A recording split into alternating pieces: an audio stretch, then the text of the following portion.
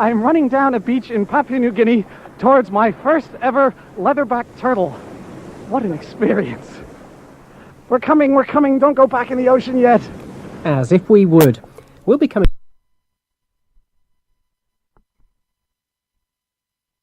now from the forests of Rwanda to the beaches of New Guinea. The leatherback turtle is the world's largest species and can reach almost a ton in weight and 6 feet in length. It's even a regular visitor to our own shores, but when it comes to laying its eggs, the leatherback returns to the tropics, and it's here that its problems begin. Turtle eggs are a rich source of protein and are sought after by the locals. Nests are raided and the next morning eggs appear in the local markets. It's not surprising that the leatherback is now an endangered species, with fewer and fewer coming back each year to breed. Bad news for the turtle, but also affecting the local economy. Villagers around Mouse Buong Beach near Lae in Papua New Guinea became so concerned that they enlisted the help of the nearby university, and a conservation project has been set up which, while still allowing egg collecting, ensures that some turtles hatch out and make their way to the sea.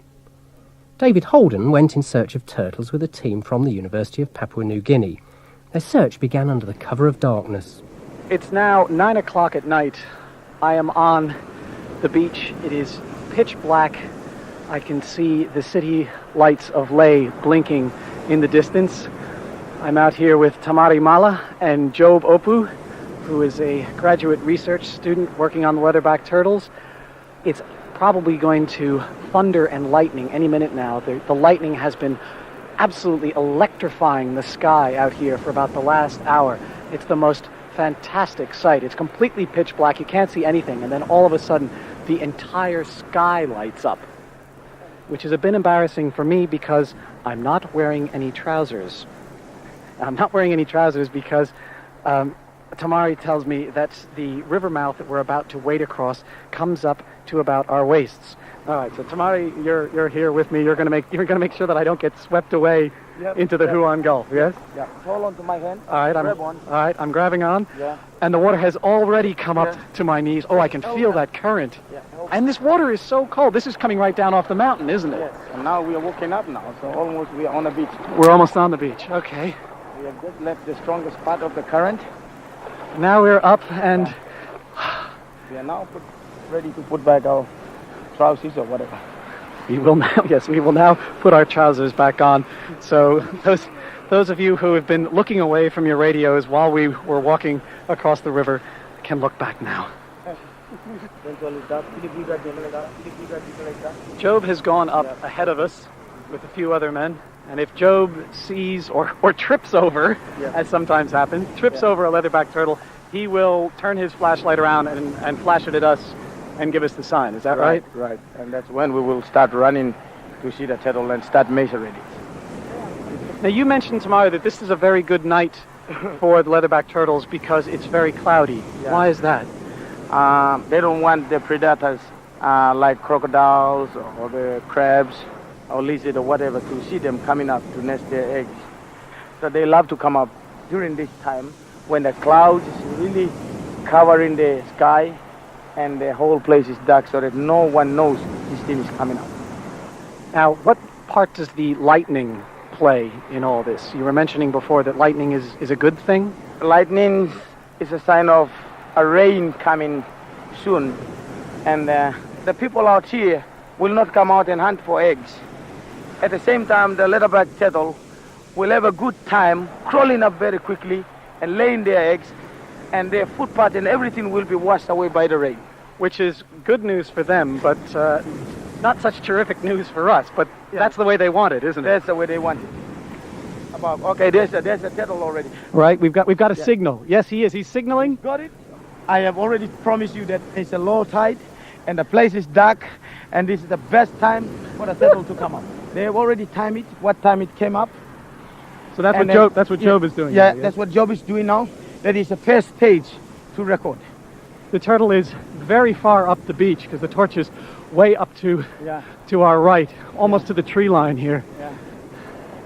Right, we're closing in finally. We are only and I can see the eggs from here. The eggs already. Its right flipper is just folding earth down into a pit that's about 2.5 feet up the eggs deep. Yep, and they just look like beautiful, gigantic white ping pong balls. Any eggs? We're now measuring it from the carapace down to almost to the tail. How long is it? 185 centimeters. And here I am. I'm right up next to it.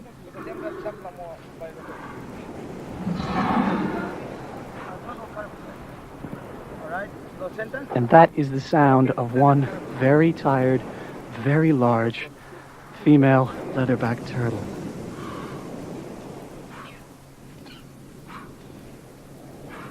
And it's crying. It is true. It is weeping. Oh, the exertion.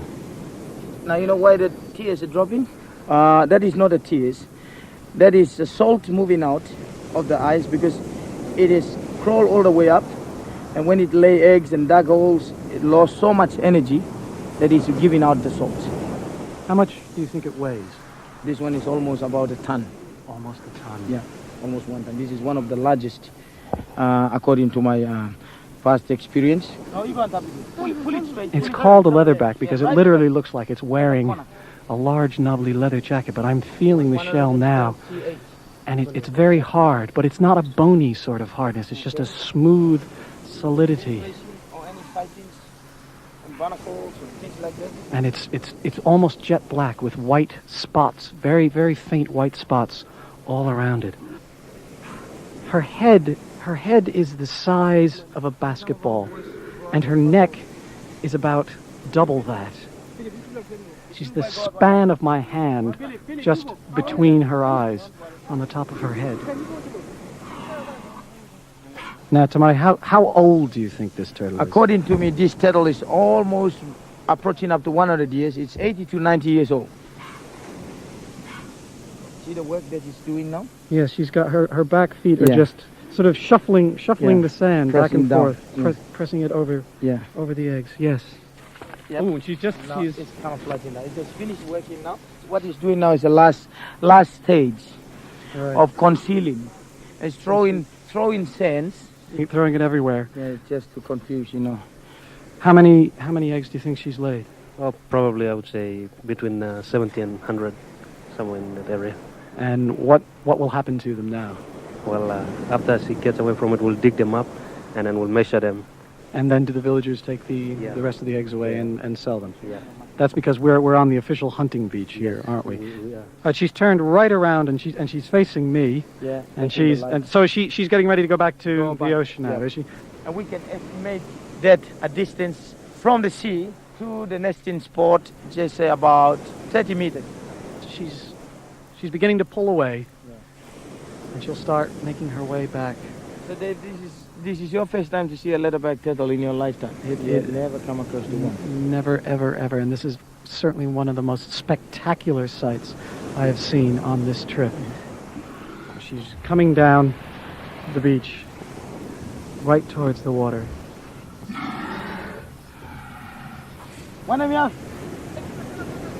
Tamari has got the light right in front of her because she follows it that way. She had a little trouble getting around. She was sort of going around in circles. And here she comes. She's coming right down. You can hear the ocean coming up close behind her. Yes, and you can hear her flippers on the sand.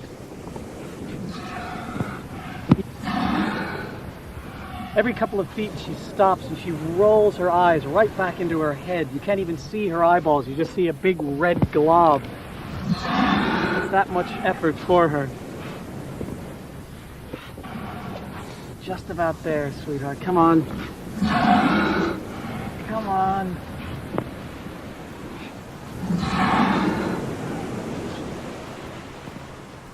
I wish I'd been there. Wonderful creatures.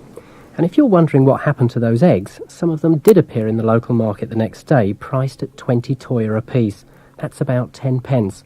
But a proportion were taken to a protected beach where a warden will keep an eye on them until they hatch. Knowing where animals are is the first